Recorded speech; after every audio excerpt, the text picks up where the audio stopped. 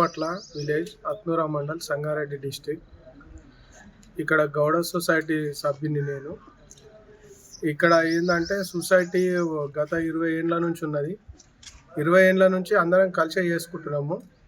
ఇప్పుడు మామిడి అంజాగౌడ్ అనేటాయన ఒక ఇల్లీగల్ షాప్ పెట్టి ఈ 14 మందిని చాలా ఇబ్బంది పెడుతున్నాడు.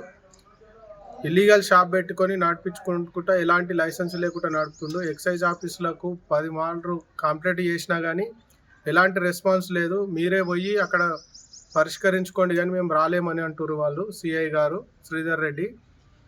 మేము ఇప్పుడు ఏంటంటే ఇప్పటికీ సొసైటీ సభ్యులు చాలామంది లేనోళ్ళు ఇంట్లో, వాళ్ళందరికీ కూడా ఎలాంటి ఉపాధి లేదు, ఇంటి దగ్గరనే ఉంటారు. ఇట్లా ఇల్లీగల్గా షాప్ నడుపుకుంటూ సపోర్ట్ చేస్తే ఇప్పుడు ఇంటికాడ ఉన్న వాళ్ళకి చాలా ప్రాబ్లం అవుతుంది.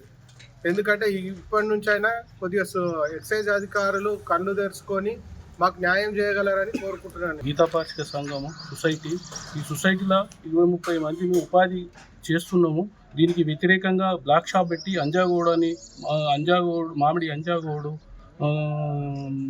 ప్రవీణ్ గౌడు అని ఇద్దరు బ్లాక్ షాప్ పెట్టి ఇట్లా మమ్మల్ని 20-30 మంది ఉపాధి కోల్పోగొట్టి ఇట్లా కళ్ళు బ్లాక్ షాప్ పెట్టి అమ్ముతున్నాడు.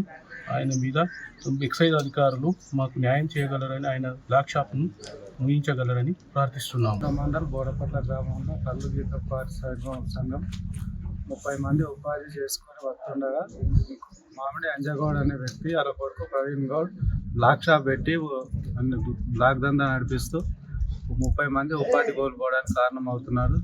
ఎక్సైజ్ శాఖ మాకు న్యాయం చేయగలరని కోరుకుంటున్నాను. Local to global news at your finger tips. మీ చేతిలో ఒక ఆయుధం.